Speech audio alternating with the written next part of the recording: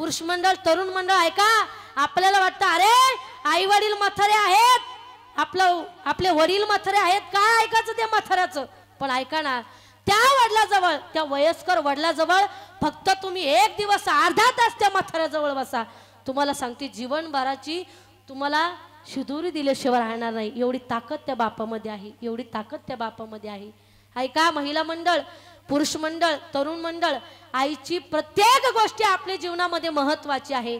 आईचा पदर उन्हामध्ये जर आपण चालत असलो तर सावली बनतो, नाकाला सर्दी झाली की रुमाल बनतो, संध्याकाळी तोच पदर आपल्या करता चादर बनतो. याला आईची ताकद म्हणायची, याला आईची ताकद म्हणायची. म्हणून धन्य माता पिता तयाची. बघा, मुलं जर चांगले असेल तर आई वडिलांचं नाव निघतं, मुलं जर वाईटच निघाले तर आई वडिलांचं नाव निघत असतं. बघा, ज्या वेळेस भगतसिंगांना फाशी होणार होती, ऐका, ज्या वेळेस भगतसिंगांना फाशी होणार होती त्यावेळेस त्या ठिकाणी जेलमध्ये असताना सुद्धा भगतसिंग दंड बैठका काढू लागलेला आहे. जो जेलर होता ना, तो म्हणे का रे, तुला काही वेळामध्ये या ठिकाणी फाशी होणार आहे आणि तू दंड बैठका काढतो, खुश आहे, तुझ्या चेहऱ्यावरती हसू दिसतंय, कारण काय आहे. त्यावेळेस भगतसिंगांनी सांगितलं की आम्ही लहान असताना आमची आई आम्हाला देवपूजा करण्याकरता फुलं आणायला सांगायची बागेतून, आम्ही सगळे फुलं घेऊन यायचो, पण आमची आई देवपूजा करायची नाही तेव्हा पाहिलं की जे चांगले फुलं आहे ती आई आमची देवाला व्हायची, त्या देवाच्या चरणावरती व्हायची, आणि जे सुकलेले फुलं आहे ते कचरा कुंडीमध्ये टाकायची सांगायची. ते आम्ही शिकलेलो आहे की मला सुद्धा काही वेळामध्ये मरायचं, मी जर रडत रडत मेलो तर ही भारत माझी स्वीकार करणार नाही, म्हणून मी हसत हसत मरण स्वीकारतो. याला म्हणायचं धन्य माता पिता तयाची. म्हणून तुकोबाया म्हणतात आपुली या हिता जो असे जागता, धन्य माता पिता तयाची. बघा, कुणाचीही माता पिता धन्य नसतात. जो चांगल्या कुळामध्ये जन्माला आलेला आहे त्याचा हरिक सुद्धा देवाला वाटतो. अभंगाच्या दुसऱ्या चरणामध्ये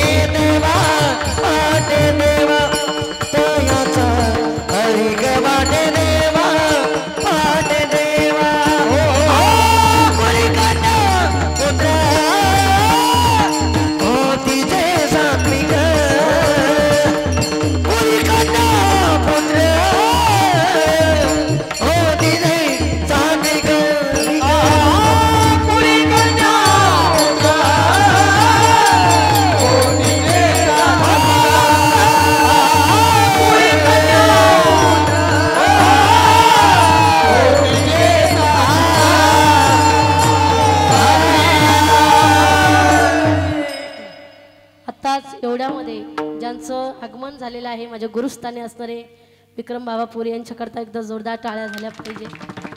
बघा, मी बोलू जाईल उजळले भाग्य आता अवघी चिंता वारली. बघा, आपल्या कीर्तनामध्ये किंवा आपल्या भजनामध्ये जर संतांचं आगमन झालं तर आपण म्हणायचं आपलं भाग्य उजळलं. विठ्ठला विठ्ठला.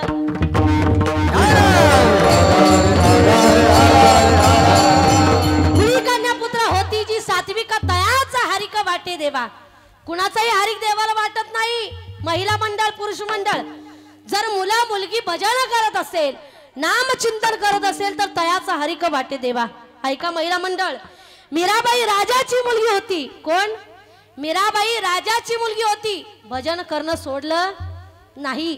राजानं सांगितलं मीरा भजन सोड नाही तर विष पी. काय? मीरा भजन सोड नाहीतर विष पी. मीराबाईंनी पायात घुंगरू बांधलेले आहे. कसं भजन केलेलं आहे. पग घुंगरू बांध मीरा नाची रे. पायात घुंगरू बांधून मीराबाई नामचिंतन करू लागल्या, भजन करू लागलेले आहे, नाचू लागलेले आहे. पण ऐका ना, सगळे नगरातील लोक नाव ठेवू लागले. काय म्हणतात, अगं राजाची मुलगी आहे आणि भजन करणं शोभत नाही. लोक असेच असतात. लोक म्हणतात, माळ जर घातली ना आपण माळ, ते लोक म्हणतात करून करून भागला देवपूजाला लागला. म्हणजे घोड्यालाही बसून देत नाही, पायी चालून देत नाही. लय विचित्र लोक महाराज. या समाजाने संतांना त्रास दिला. आपली काय गोष्ट आहे. या समाजाने संतांना त्रास दिला. ज्या वेळेस माऊली ज्ञानोबा आळंदीमध्ये भिक्षा मागण्याकरता जात होते, तर या समाजाने, या लोकांनी झोळीमध्ये काय टाकलं, हा माती टाकली. कुणी शेण फेकून मारावं. त्या काळामध्ये ज्या वेळेस माझ्या माऊली ज्ञानोबारायांना गाडी बैलामध्ये बसण्याची इच्छा झाली, त्यावेळेस या समाजाने, या लोकांनी साधं माऊली ज्ञानोबारायांना गाडी बैलामध्ये सुद्धा बसू दिलं नाही. आज तो समाज, तेच लोक चांदीच्या रथामध्ये बसून कुठे नेतात, पंढरपूरला. पंढरपूरला. ऐका ना, माझ्या माऊली ज्ञानोबारायांनी जर या समाजाचा त्रास सहन नसता केला, तर या लोकांना केव्हा कळलं असतं की माझ्या माऊली ज्ञानोबा पाठीवरती सुद्धा मांदे बाजू शकतात. ही ताकद संतांची आहे. ही ताकद संतांची आहे. ऐका ना महिला मंडळ, पुरुष मंडळ, तुकोबारांना जर लोकांनी त्रास दिला नसता आणि तो त्रास तुकोबारांनी सहन केला नसता, तर या लोकाला, या समाजाला केव्हा कळालं असतं की तुकोबारांचा गाथा सुद्धा पाण्यावरती तरंगू शकतो. तुम्हाला टाळ्या वाजायची सवय नाही का? आम्ही नुसतं ओरडतो. तुम्ही म्हणता बरोबर आहे, पाकिट तुम्हीच घेता, तुम्हीच वाढा. विठ्ठल विठ्ठल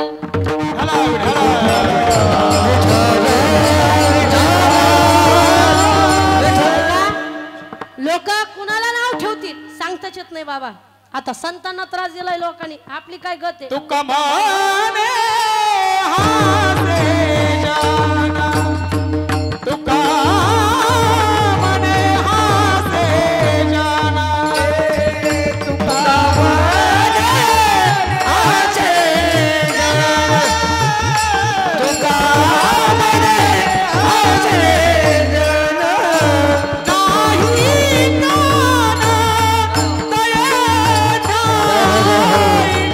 नाही नाना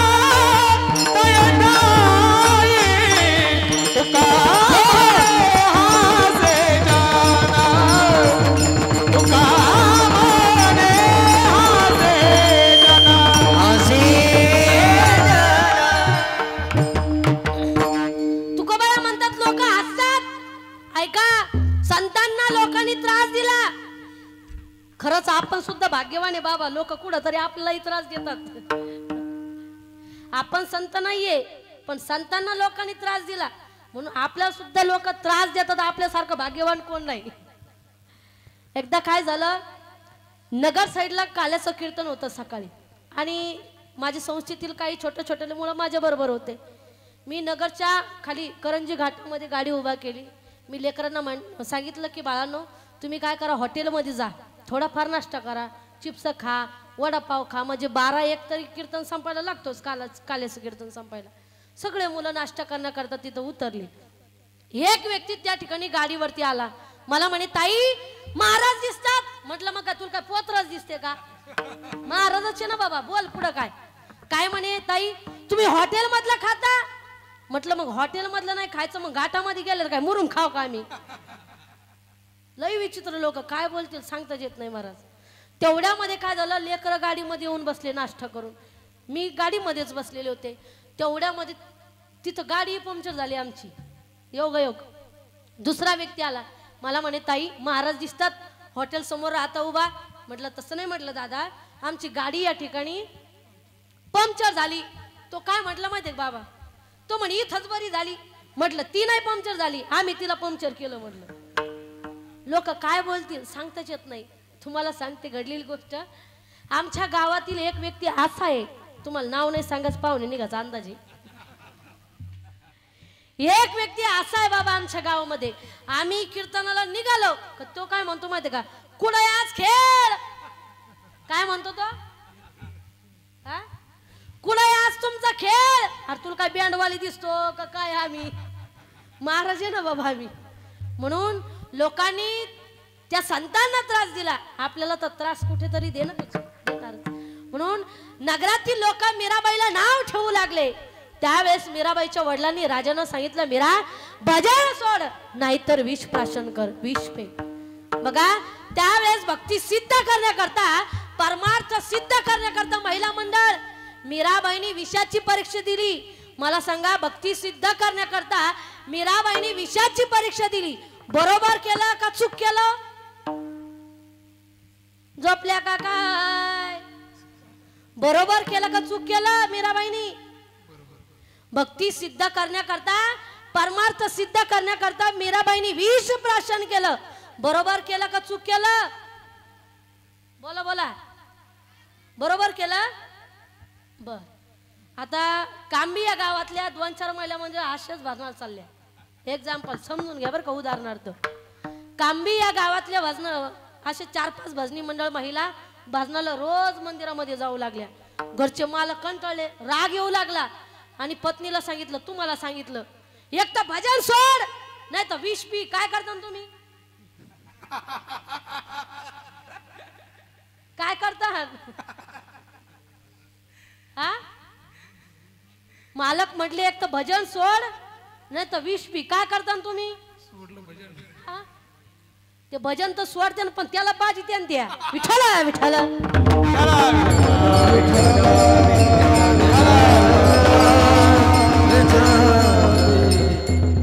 बघा कुळी कन्या पुत्र होती जी सात्विक तयाचा हरिका वाटे देवा. मीराबाई सारखी मुलगी जर आपल्या पोटी जन्माला आली ना तर तयाचा हरिक वाटे देवा, तयाचा हरिक वाटे देवा. बघा जसे आई वडिलांचे संस्कार असतात तसे मुलाला लागतात. मुलं वाईट आपोआप निवडत नाही हो, आई वडिलांचं बघतात, आई वडिलांचं बघतात, शिकतात. एक व्यक्ती असा होता, त्याला शिव्या द्यायची सवय होती. तो ऑफिस मध्ये गेला की नोकरला सांगायचं, ए मूर्खा फाईल इकडे आण. घरी आला की पत्नीला सांगायचं, बायकोला सांगायचं, ए मूर्खा भाजी नीट कर, हे हरामखोर भाजी नीट कर. अशी त्याला शिव्या द्यायची सवय होती. पण काय झालं, रविवारच्या दिवशी सुट्टी असताना तो अंगणामध्ये पेपर वाचण्याकरता बसला, खुर्चीवरती बसलेला आहे. त्याचं 5 वर्षाचं लेकरू, त्याचा मुलगा गाडी गाडी खेळत त्या ठिकाणी आला आणि तो मुलगा म्हणायचा, ज्या हरामखोरांना गाडीत बसायचं त्यांनी बसून घ्या, ज्या हरामखोरांना गाडीच्या खाली उतरायचं त्यांनी उतरून घ्या. आता यानं पेपर वाचता मागं पुढं पाहिलं, याला वाटलं आपला मुलगा कोणाला हरामखोर म्हणतो, आपल्यालाच म्हणतो ना. तो मुलगा म्हणायचा, ज्या हरामखोरांना गाडीत बसायचं त्यांनी बसून घ्या, ज्या हरामखोरांना खाली उतरायचं त्यांनी उतरून घ्या. याला असा राग आला, लेकराच्या जवळ गेला, जोरात एक कानाखाली वाजवली. मुलगा रडत रडत रूम मध्ये निघून गेला. अर्ध्या तासाने मुलगा परत गाडी खेळायला आला महाराज. आणि अर्ध्या तासाच्या नंतर पुन्हा मुलगा होऊन लागला, तेच वाक्य म्हणायचं, ज्या हरामखोरांना गाडीमध्ये बसायचं त्यांनी बसून घ्या, ज्या हरामखोरांना खाली उतरायचं त्यांनी उतरून घ्या. आधीच एका हरामखोरामुळं गाडी अर्धा तास लेट झाली. आता कोणाला म्हटलं, ते वडिलांनाच म्हटलं. म्हणजे जसे आपले संस्कार तसे लेकरांना लागतात. विठ्ठला विठ्ठला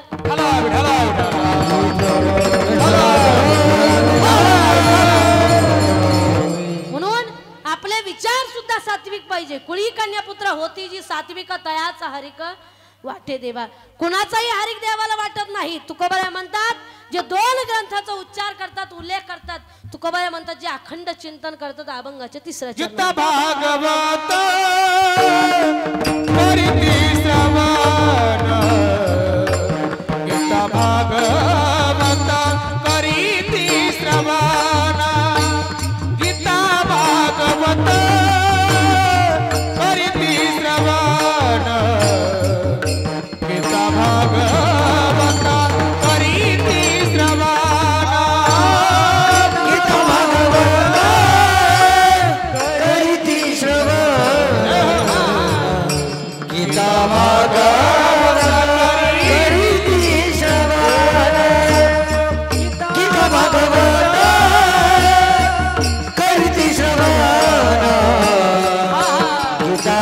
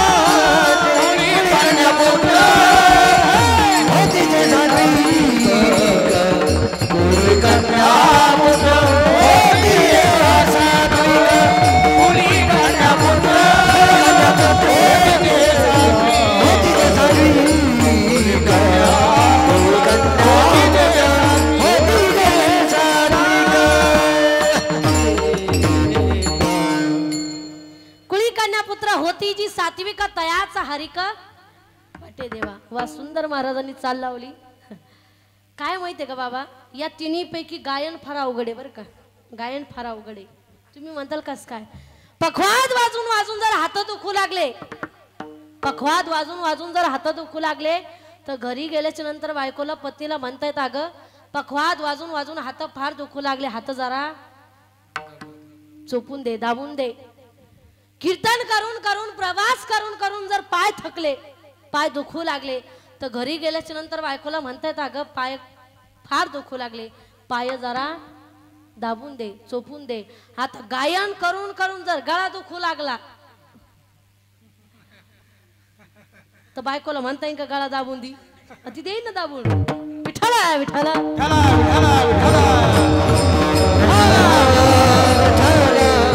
गीता भागवत करीती श्रवण अखंड चिंतन विठोबाचे. एक ग्रंथ माणसाला शिकवतो की माणसाने जगावं कसं, आणि दुसरा ग्रंथ माणसाला शिकवतो की माणसाने मरावं कसं, म्हणून गीता भागवत. मग संतांनी अखंड चिंतनच का केलं, दुसरं त्यांना काही काम नव्हतं का? त्याचं कारण असं होतं, तुकोबा म्हणतात सदा नाम घोष करू हरी कथा तेने सदा चित्ता समाधान. आपण राब राब कष्ट करतो संसारामध्ये, कशा करता, कशा करता, झोपले का काय, कशा करता, समाधान करता, सुखा करता. मग हा नवरात्र अखंड सप्ताह का करायचा, त्याचं कारण असं आहे की कुठेतरी आपल्या जीवनामध्ये बदल घडला पाहिजे. संसार तर आपण रोज करतो, पण कुठेतरी 9 दिवस आपल्या मनामध्ये आपल्याकडून त्या देवीचं भगवतीचं चिंतन घडलं पाहिजे, भजन घडलं पाहिजे. म्हणून नवरात्र, म्हणून नवरात्र. म्हणून सुख आपल्याला फक्त इथे भेटणार, संसारामध्ये भेटणार नाही. दुःख बांधवाडी आहे हा संसार, सुखाचा विचार नाही कोणे, सुखाचा विचार नाही कोणी, सुखाचा विचार नाही कोठे. दुःख बांधवारी आहे हा संसार, दुःख बांधवारी आहे हा संसार. वा, महाराजांकरता एकदा जोरदार टाळ्या झाल्या पाहिजे. असे गायक पाहिजे, असे वादक पाहिजे. नंतर काही काही ठिकाणी गर्दी लय राहते पण दर्दी नसते. आपल्या या ठिकाणी गर्दी पण आहे आणि दर्दी लोक आहे फक्त बाबामुळे बरं का. विठ्ठला विठ्ठला.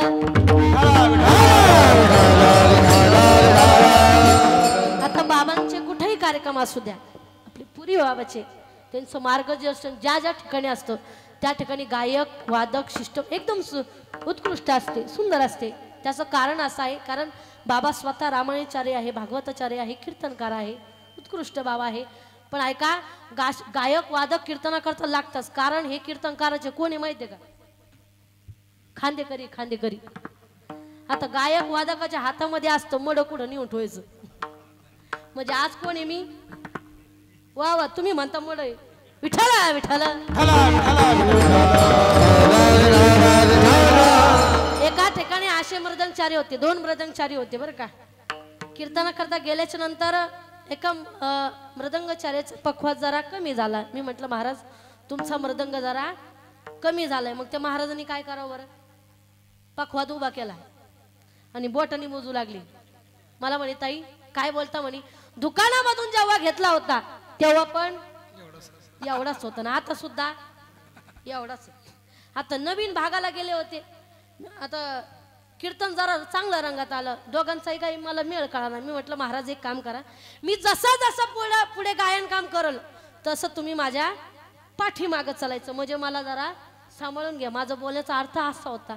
पण ते एवढे पुढचे निघाले, एवढे पुढचे निघाले, दोघंही उठून उभा राहिले, डोक्यावरती पखवाद घेतले, माझ्या पाठीमागं गेले. मला म्हणे ताई तुम्ही पुढे गायन काम करा, आम्ही तुमच्या पाठीमागं चालतो. म्हटलं इथं भेटले, इथं भेटले, वरती भेटू नका. विठ्ठला विठ्ठला. पण या ठिकाणी पुरी बाबांचं नियोजन असल्यामुळं मृदंगचार्य गायक सिस्टम एकदम उत्कृष्ट आहे. आपला विषय चालू होता अखंड चिंतन का करायचं. बघा संसार आपण रोज करतो पुरुष मंडळ, पण कुठेतरी आपल्या जीवनामध्ये त्या देवाचं भजन घडलं पाहिजे, नामचिंतन घडलं पाहिजे, बदल व्हायला पाहिजे जीवनामध्ये. ऐका, कुठेतरी बदल व्हायलाच पाहिजे. घर जुनं झालं, घर गळायला लागलं, टिपकायला लागलं, तर आपण काय केलं पाहिजे? येऊ का चहा घेऊन मी? हा, घर जुनं झालं, घर गळायला लागलं, टिपकायला लागलं, तर आपण काय केलं पाहिजे? हा, नवीन बांधकाम आपण केलं पाहिजे. बाबा इथलचे लोक तरी म्हणते नवीन बांधकाम केलं पाहिजे. एका कीर्तनात म्हणे टोपले ठो टोपले. म्हटलं जमलं भाऊ. घर जुनं झालं की नवीन बांधकाम आपण केलं पाहिजे, कुठेतरी बदल व्हायला पाहिजे, बरोबर का नाही? चप्पल जुनी झाली, काय केलं पाहिजे? आपण बदलली पाहिजे, नवी घेतली पाहिजे. पण कुठं? दुकानामध्ये गेल्याच्या नंतर, कीर्तनाला आल्याच्या नंतर नाही. काही काही गावामध्ये जर गेलो ना बाबा आम्ही, काही काही पुरुष मंडळ महिला मंडळ कीर्तनाला आलेले बरं का, एवढे हुशार असतात, एवढे हुशार असतात. अशा ठिकाणी बसतात का तिथून महाराजही दिसला पाहिजे, चप्पलही दिसली पाहिजे. चप्पल जुनी झाली की नवीन आपण घेतली पाहिजे, बदल व्हायला पाहिजे, बदल व्हायला पाहिजे. महत्वाची गोष्ट आहे. बघा, बायको रोज भणभण करती. तुम्हाला ऐकू नाही आलं का? बायको रोज भणभण करती. तुम्ही तर बोलायचेच बंद झाले. तुम्ही जरा थोडा पुढचा विचार केला, तुम्ही तिला नका बदलू, तिला बदलू नका, फक्त तिच्या विचारात बदल झाला पाहिजे. विठ्ठला विठ्ठला.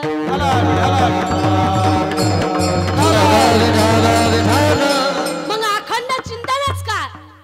तर सदा नाम घोष करू हरिकथा, तेने सदा चित्त समाधान.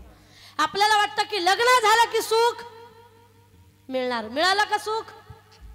लग्न झाल्यावर तर अजिबात सुख नाही. लग्न झालं की नवीन नवीन नवीन बायको म्हणती तुम्ही माझे प्राणनाथ आहात. लेकरा बाळा झाले का ती म्हणती तुम्ही माझे नात आहात. आणि म्हातारपणाला म्हणती तुम्ही अनाथ आहात. काय खरंय जीवनाचं? लग्नाचं फार अवघड झालं महाराज, फार अवघड झालं. आता मुलीच भेटत नाही हो, मुलीच भेटत नाही. हुंडी देऊन सुद्धा मुली भेटत नाही. एखाद्या लग्नामध्ये बरं काय का, एखाद्या लग्नामध्ये बिगर लग्नावाल्या मुलीकडचे पण याव आणि बिगर लग्नावाल्या मुलाकडचे पण याव. त्या लग्नामध्ये बरं का, मुलाकडच्यानी जर मुलीकडच्या राम राम घातला ना, ते सोयना राम राम सुद्धा नाही घालत. ते म्हणते तू राम राम तिकडच राहू दे, यंदा आम्हाला करायचंच नाही. एवढं अवघड झालं महाराज मुलीचं. आणि लोकही अशा घरामध्ये मुलगी देतात, अशा घरामध्ये मुलगी देतात. एका ठिकाणी कीर्तन करता गेले, तो व्यक्ती म्हणे ताई आपल्याला एकच मुलगी म्हणे, एवढं कल्याण झालं तिचं, एवढं कल्याण झालं म्हणे, खूप कल्याण झालं. म्हटलं सांग बाबा किती कल्याण झालं? ते म्हणे ताई तिला सासरा सुद्धा नाही, तिला सासू सुद्धा नाही, एवढं कल्याण झालं. तिला दीर सुद्धा नाही, तिला नणंद सुद्धा नाही. मला वाटलं म्हणतो का तिला नवरा सुद्धा. एवढं कल्याण झालं. म्हणजे अशा ठिकाणी लोक देतात दोनच तोंड आणि खिचडी बोंड. विठ्ठला विठ्ठला.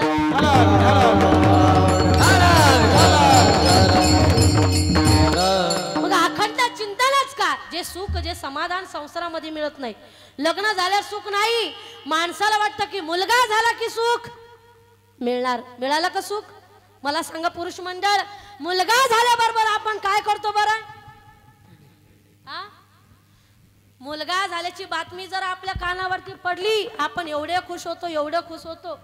पळत दुकानामध्ये जातो, पेढ्याचं बॉक्स आणतो, सगळ्या गावामध्ये पेढे वाटतो. पेढे घ्या, मुलगा झाला, पेढे घ्या म्हणतो का नाही?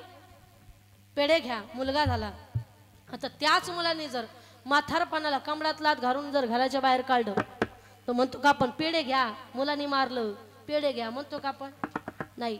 ज्या ज्या लोकांनी पेढे वाटले ना, ज्या ज्या लोकांनी पेढे वाटले त्यांनी म्हातारपणाला जोडेच खाल्ली. विठ्ठला विठ्ठला.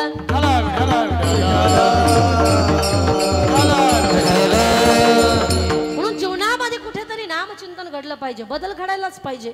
पण आपण कीर्तनकार लोकांनी, महाराज लोकांनी किती सांगू दे, पण लोक काही ऐकत नाही. कीर्तनात आहेत तर म्हणते वा वा वा छान छान छान. पुढे गेले ते म्हणते हा धंदा आहे त्यांचं सांगायचं, मग त्यांचं काही मनावर घ्यायचं का? पण अखंड चिंतन घडलं पाहिजे. गावातील एक वयस्कर बाबाला मी म्हटलं बाबा चला पंढरपूरला घ्या आनंद. बाबा म्हणते ताई आलो असतो, पण यावर्षी माझ्या घराचं बांधकाम चालू आहे, मी पुढल्या वर्षी नक्की येतो. एक वर्ष निघून गेलं.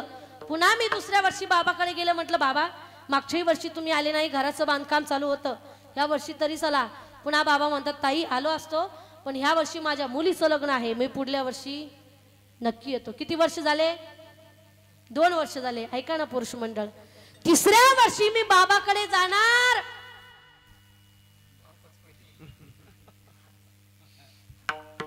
बाबाच गेले. तुम्ही म्हणताल पंढरपूरला का? पंढरपूरला डायरेक्ट देवाकडंच गेला मेला. वातावर पंढरपूरला नाही गेला.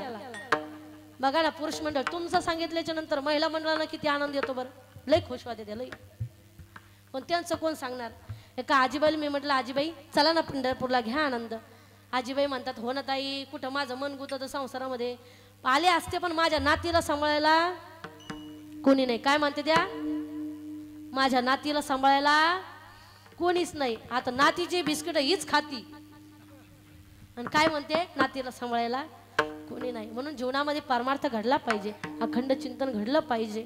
पण लोकांना आपण किती सांगितलं त्यांच्या लक्षामध्ये बसत नाही. जोपर्यंत घरचे लोक काढून देत नाही तोपर्यंत आपल्या हातामध्ये काही झेंडा यायला तयारच होत नाही. महिला मंडळ, जोपर्यंत सुनबाई शिव्या देत नाही ना आपल्याला, तोपर्यंत दिंडीमध्ये जाण्याकरता डोक्यावरती काही तुळस यायला तयार होत नाही आपण. एका गावामध्ये कीर्तना करता गेले, जे कमिटी मंडळ होतं ते मला म्हणे, ताई समोरच्या ओट्यावरती तुमची बसण्याची व्यवस्था केली. त्या ओट्यावरती मी जाऊन बसले. घरातील एक वयस्कर बाबा माझ्या बाजूला येऊन बसले. मला म्हणे, ताई हे सगळं काही तुम्हाला दिसतं ना, गाडी बंगला शेती धन सगळं मी कमवलंय म्हणे. कुणी? मी कमवलंय म्हणे. म्हटलं मग बाबा झालं काय? काय नाही म्हणे, ताई मी जिवंत आहे म्हणून तरी माझ्या लेका सुनांना चटणी भाकर खाण्याकरता मिळते. काय म्हटले बाबा? काय म्हटले बाबा? मी जिवंत आहे म्हणून तरी माझ्या लेका सुनांना चटणी भाकर खाण्याकरता मिळते. आता घरामध्ये सुनबाई झाडून घेत होती, गरम डोक्याची होती, बाहेर आली पळत. मला म्हणे, ताई म्हातारं जिवंत आहे म्हणून तरी आम्ही चटणी भाकर खातो. म्हटलं मग हे जर मेलं असतं म्हणे आम्ही गुलाबजामुन खाल्ले असते. आधी काठी टेकत चालणारे बाबा नंतर काठी वर करून तर तर तर तर तर तर त्या ठिकाणी ओट्यावरती चालू लागले. म्हटलं बाबा बसा ना खाली. नाही म्हणताय आपल्याला बसायचं नाही म्हणे. काय खरंय म्हणे?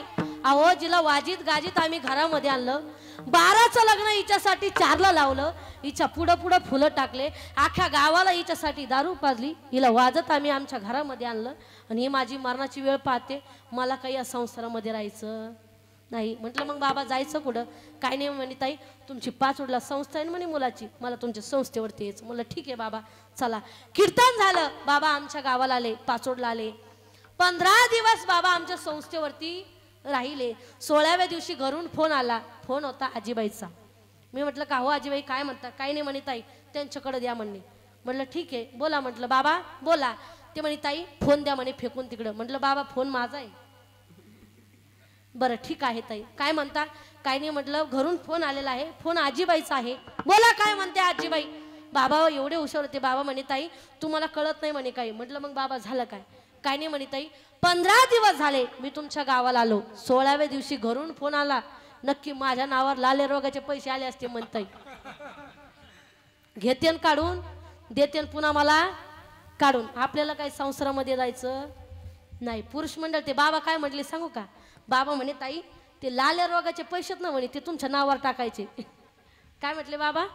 ताई जे लाल्या रोगाचे पैसेत ना म्हणे ते तुमच्या नावावर टाकायचे. मी एवढी खुश झाली, एवढी खुश झाली. मी म्हटलं बरं झालं, असे 4-5 म्हातारे सापडले का बोंबलं थिंडाच कामच नाही, आपला धंदाच बंद. मग मी म्हटलं बाबा तुम्हाला नाही बोलायचं ना बोलू नका, पण आजीबाई काय म्हणते तेवढं तरी ऐका. बाबाच्या कानाला फोन लावला, पण आजीबाईनं तिकडून झापायला चालू केलं ना. आजीबाई म्हणतात, का हो काय म्हणते मी ऐकलं का? या शब्दात किती ताकद आहे बरं पुरुष मंडळ. त्या असं करते, का हो काय म्हणते मी ऐकलं का? असा आवाज जरी आला तर चालू झालेल्या गाड्या बंद नाही पडत, बिघडत्या. आजीबाई झापायला चालू केलं. आजीबाई म्हणतात, का हो हे काय वय असतं का रुसून जायचं? हा कोणाचंही मनावर घ्यायचं का? गावामध्ये महाराज लोक येतच असतात, 4-2 गोष्टी चांगल्या सांगतच असतात. मग काय त्यांचं काय मनावरच घ्यायचं का? नाही ना.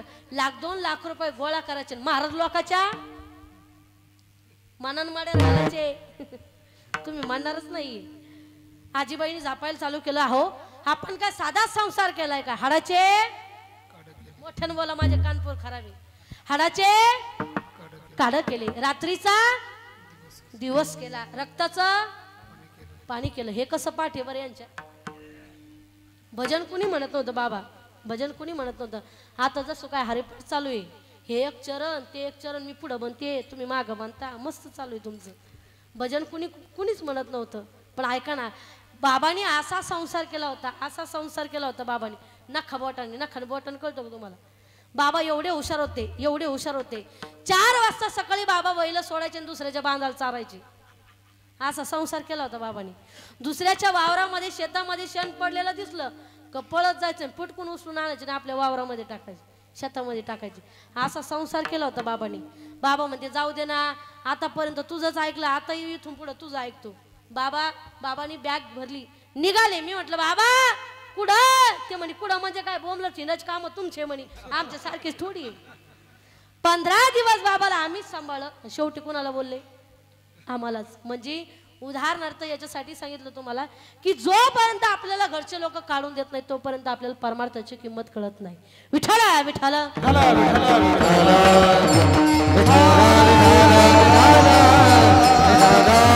म्हणून अखंड चिंतन विठोबाचे जीवनामध्ये भजन घडलं पाहिजे, नामचिंतन घडलं पाहिजे. महिला मंडळ जनाबाईच्या गौऱ्या देखील विठ्ठल विठ्ठल म्हणत होत्या. आपलं तोंड देखील विठ्ठल विठ्ठल म्हणत ते नाही म्हणते कोशाल. अर्जुनाचं रोम रोम देखील कृष्ण कृष्ण म्हणत होतं. ऐका, माझ्या हनुमंतजींनी सुद्धा सुंदर भजन केलं हो. श्रीराम जानकी बैठे मेरे सिरे में, श्रीराम जानकी बैठे मेरे सिरे में, श्रीराम जानकी बैठे मेरे सीने में, श्रीराम जानकी बैठे मेरे सीने में।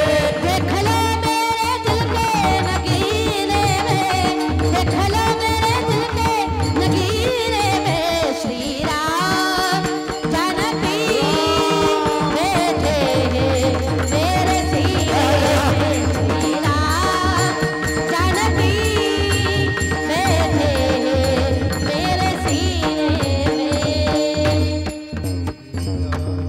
हनुमंतजींनी सुद्धा सुंदर भजन केलं हो. बघा, त्या राधे राणीनं सुद्धा सुंदर भजन केलं आहे. राधे कोण से पुण्य किए तूने, हरि रोज तेरे घर आते, राधे कोण से पुण्य किए तूने, हरि रोज तेरे घर आते. सुंदर भजन केलंय, सुंदर भजन केलंय. बघा, जे संतांनी भजन केलेलं आहे ते आपल्याला सुद्धा करायचे. सगळ्यांनी एकदा वरती हात घ्यायचे, प्रेमानं. खरंच पुरी बाबा, या कांबी गावामध्ये आल्याच्या नंतर खरंच फार आनंद वाटला. या ठिकाणी पुरुष मंडळ, महिला मंडळ, खरंच सगळ्यांचा स्वभाव गोड आहे बरं का, गोड आहे. आमच्या महिला मंडळाला काहीच लागत नाही हो, फक्त त्यांचं मन खूप मोठं आहे, फक्त त्यांची स्तुती लागत आहे आपल्याला. एकदा आपण भजन करून घेऊ. विठोबा रखुमाई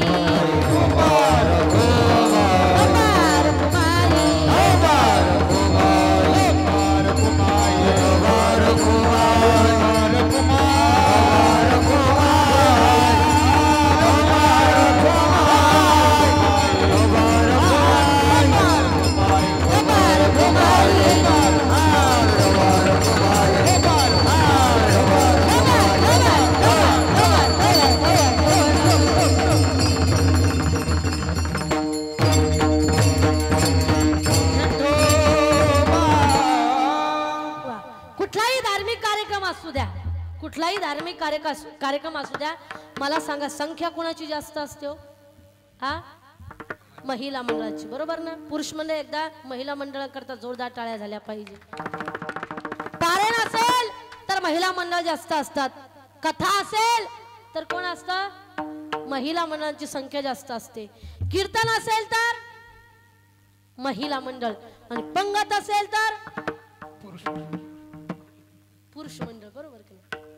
ऐका ना, आमच्या महिला मंडळांचं अंतकरण किती शुद्ध असतं, किती मोठं असतं. काय काय कीर्तनकार म्हणतात की त्यांच्या पोटातच काही राहत नाही, पटकन सांगू देतात, बरोबर की नाही? बरोबर आहे, चांगली गोष्ट आहे महिला मंडळ. लोक काय म्हणतात, तुमच्या पोटात कुठलीच गोष्ट राहत नाही, पण त्याचा फायदा आहे आपल्याला. जास्त अटॅक कोणाला येतात तो तुमच्या पोटात राहतं, त्याच्यामुळे जास्त अटॅकचं प्रमाण तुमच्याकडे, आमच्याकडे नाही. तो आम्हाला फायदा आहे. पण ऐका ना महिला मंडळ, पुरुष मंडळ, आमच्या महिला मंडळाला काहीच लागत नाही, फक्त त्यांची स्तुती करायची, फक्त स्तुती करायची. कापसाचे दिवस चालू आहे बरं का. ती फार थकून घरी आली, फक्त तिला गोड बोलायचं. तुम्हाला सुखी संसार व्हावा असं वाटत असेल तर फक्त गोड बोलायचं त्यांना, बाकी काही लागत नाही त्यांना. सुंदर साड्या नसल्या तरी जमत्या, दागिने नसले तरी जमते, फक्त तुम्ही त्यांची स्तुती करायची. थकून भागून आल्या की घरी आल्याच्या नंतर तिला म्हणायचं, अगं बस तू जरा, तुझ्या करता चहा बनवतो. काय म्हणायचं, काय म्हणायचं, करू नका तुम्ही पण माना तरी तुम्ही लाई खोडीचे, करू नका पण काय म्हणायचं, फक्त थकून भागून आली, जरा बस तू, तुझ्या करता चहा बनवतो. तुम्हाला सांगू का, लिहून देते, लिहून डायरीवरती लिहून देते. तिच्या गुडघ्याची वाटी सटकेला असू द्या, पण तुम्हाला भजच करीन ती. पण तुम्ही गोड बोलत नाही, तुम्ही गोड बोलत नाही, तुम्ही गोड बोलत नाही, ह्या पण गोड बोलत नाही. महिला मंडळ, तुम्ही वर पूजायला जातात का? तुम्ही म्हणताल तुला माहित नाही का, तू काय अमेरिकेतून आली का? आपण वड पूजायला जातो, काय काय साहित्य घेऊन जातो बरं? हा, त्याच्यामध्ये पीस असतो, दोऱ्याचा बिंडल असतो, दिवा असतो, प्रसाद असतो, आणि त्याच्यामध्ये काय असतं बरं? आंबा असतो, आंबा. आपण जर पूजा करता निघालो की घरचे म्हणते, कुठं, काय म्हणते ते, कुठं? हिला असं वाटतं आंबा फेकून आणावं याला. पण आपण पण काही कमी नाही महिला मंडळ, आपण पण लय आड बोलतो. त्यांनी पांढरे शुभ्रे कपडे घालावं बरं का, पांढरे कपडे घालाव, इस्त्री मारून, सेंट वगैरे मारून पांढरे शुभ्र कपडे घालाव. आणि ते जर बाहेर गावामध्ये फिरण्याकरता निघाले, मंदिराकडे जाण्याकरता, ह्या लगेच म्हणतात, कुठं कुठं, एवढ्यावरती थांबत नाही त्या म्हणत्या, कुठं कुठं, कोण आहे बरोबर. याला असं वाटतं कपडे काढाव, बनेलवर गावामध्ये हिंडा, पण हिच्या नादी लागू नाही. म्हणून सुखी संसार व्हावा याच्याकरता दोघांनाही एकामेकांना गोड बोललं पाहिजे. म्हणून तुकोबारे म्हणतात, अखंड चिंतन विठोबाचे. गीता भागवत करीती श्रवण अखंड चिंतन विठोबाचे. म्हणून शेवटी तुकोबारे म्हणतात, जे अखंड चिंतन करतात, ज्यांचा हरिक देवाला वाटतो, त्यांची मला सेवा घडो. अभंगाचे शेवटचे मजा मजा घडो त्यांची सेवा.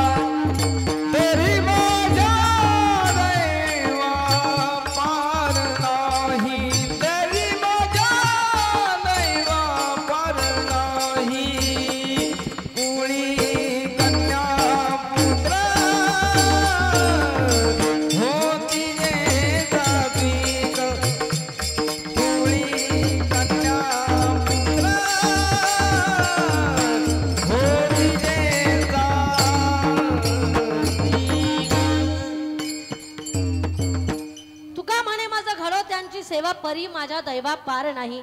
अशा संतांची, अशा मुलींची माझ्या जीवनामध्ये संगत घडली पाहिजे. परिणाम काय होईल? परी माझ्या दैवा पार नाही. माझ्याकडे फक्त आता शिल्लक तर काहीच नाही, तुमचेच 10-15 मिनिटं मी शिल्लक घेतलेले आहे माफी मागून.